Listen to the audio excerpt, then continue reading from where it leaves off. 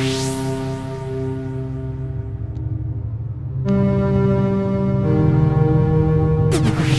that's where I am. Okay. Proposition 14 is essentially an extension of Proposition 71 from 2004, which provided $3 billion in bond-backed money. So the California issued a $3 billion bond that was paid over 30 years, I believe, to fund grants and loans into stem cell research. And they did that at the time because the U.S. had effectively outlawed stem cell federal funds going to stem cell research. And it passed, and $3 billion bond was issued, which ended up funding, I think I counted them, about 1,050 different studies over the course of between 2004 and 2019. That money has almost entirely been issued, and so on the ballot this year is Proposition 14, which essentially is looking to do the same thing. This time, issuing a $5.5 billion bond to raise funds. It also changes some of the language in how stuff is overseen. It changes the language in things like how ethics is handled. We'll get into some of that later. Who's supporting Proposition 14? Pretty much the Democratic Party in California. Gavin Newsom's supporting it, of course. The University of California is supporting it, which incidentally is a large recipient of monies, right? So the people who got, the groups who got money for Proposition 71 are largely California educational institutions that do a lot of science, right? Some hospitals, some third-party science groups, but by and large, it's educational institutions.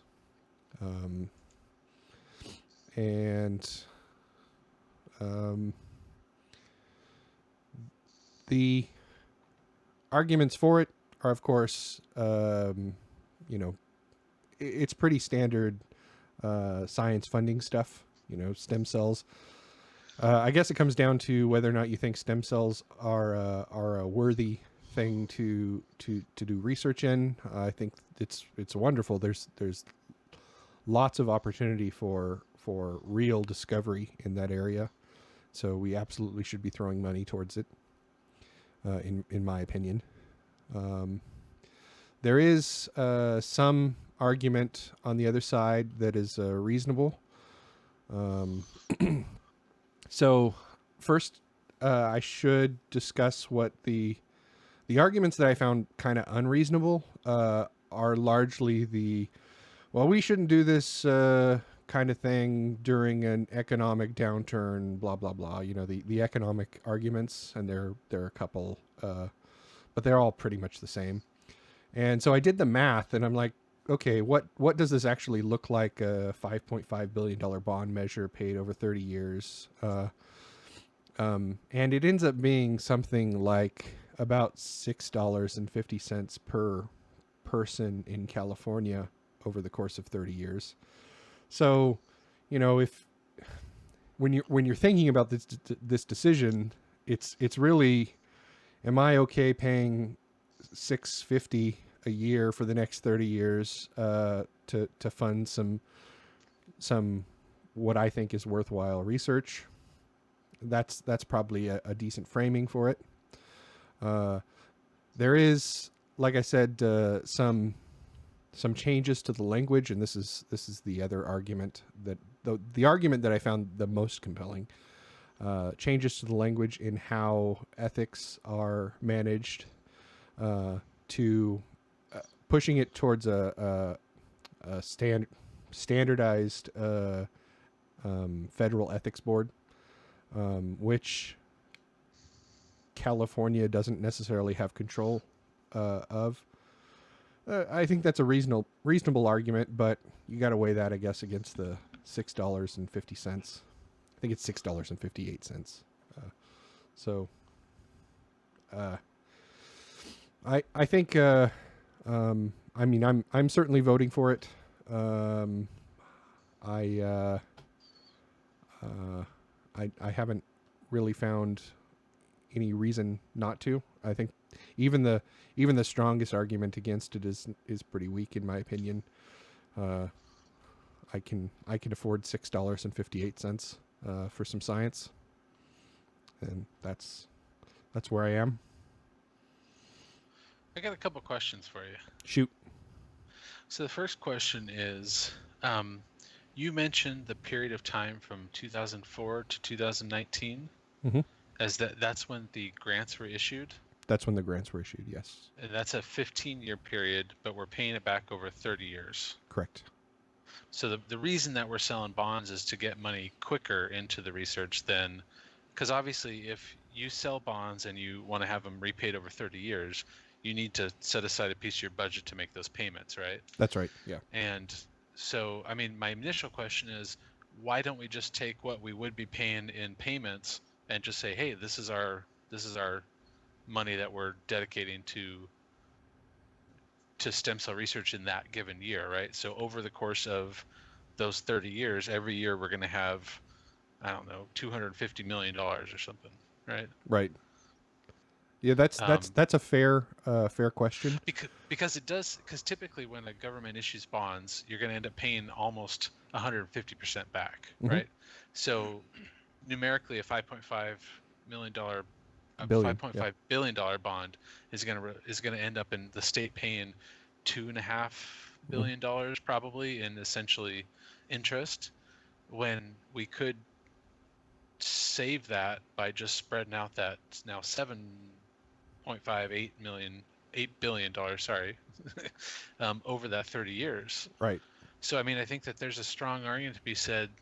There's a strong argument to say that, well, let's just use that full amount of money for science rather than saying we're using 5.5 out of 7.5 billion for science and the rest for making investors money. That's a fair argument. I would say the reason to do it this way is, one, you end up with a bigger pot of money right away that you can spend. There's acceleration, right? Yeah, there's acceleration. Second is politicians and politics change. But by allocating the money right now, then your pool is effectively fixed, and it doesn't matter what happens in the future and how budgets change in the future. You're assured that you're going to get at least this much this amount of research done.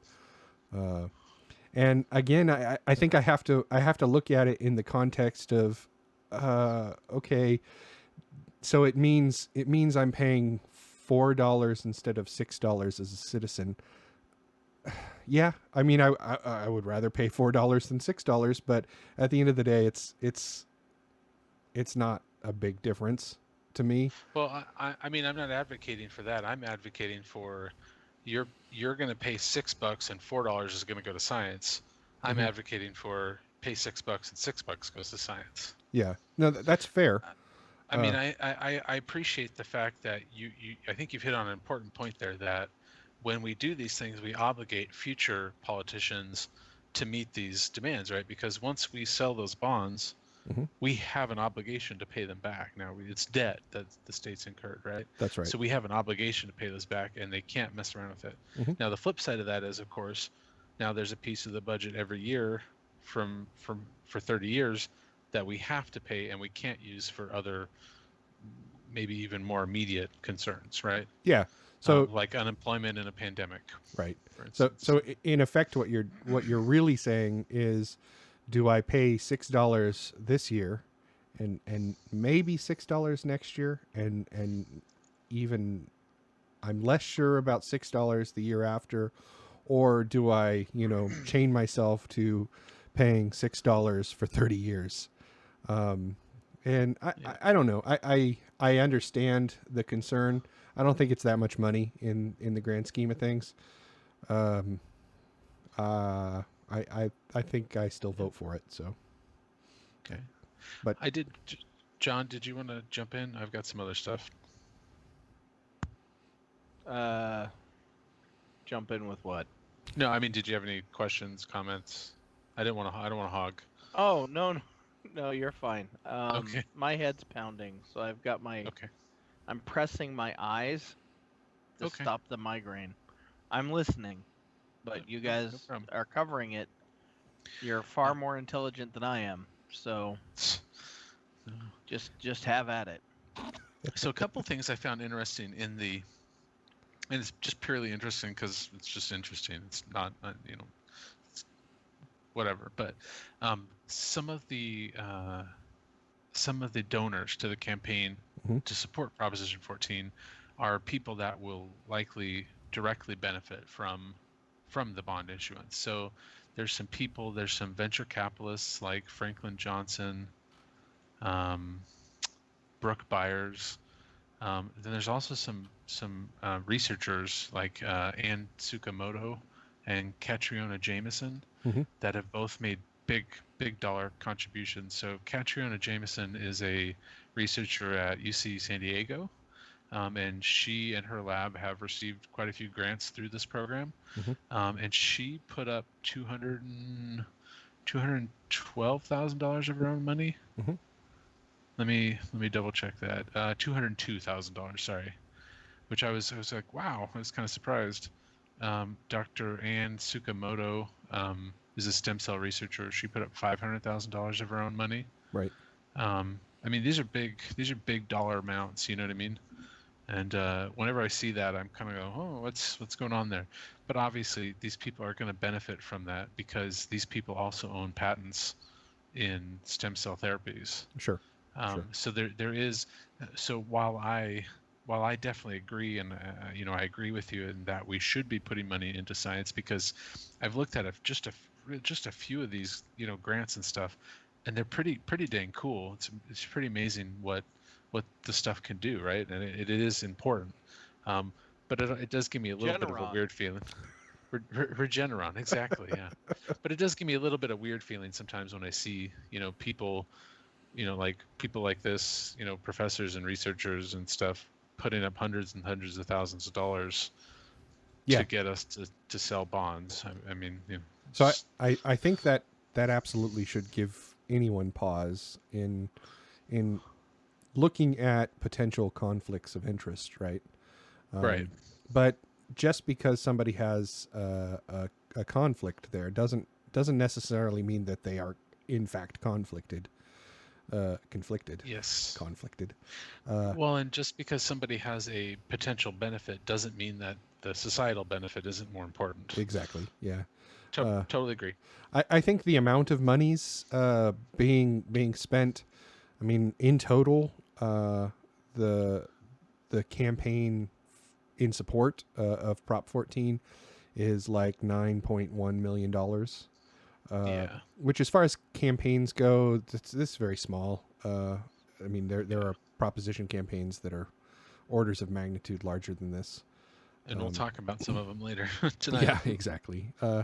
So, and especially when you consider the pool of money we're talking about, right? Yeah. It's a pretty substantial amount of money. So yeah, are there going to be individual supporters who will benefit financially off of maybe directly or indirectly from this money? Absolutely, yeah. You just can't, right? I mean, that's always going to happen. But is it going to provide a significant net benefit to society? I think hands down. I think Prop 71 like demonstrated that it works. That the money goes to the right place. I should also mention that in the language they have a limit to the amount of money that can be sent or spent administering this pool. I think it's at 7.5%, which is pretty large, but at the end of the day, it's it's still reasonable, and I'm glad Sure. that they built that into the language. And like I said, Prop 71, as far as I can tell, the bulk of the money went where it was supposed to go, and it did a lot of good. So if this one is similar, then we come out way ahead. Yeah. Awesome. Well, thanks. Thanks for researching that. Sure.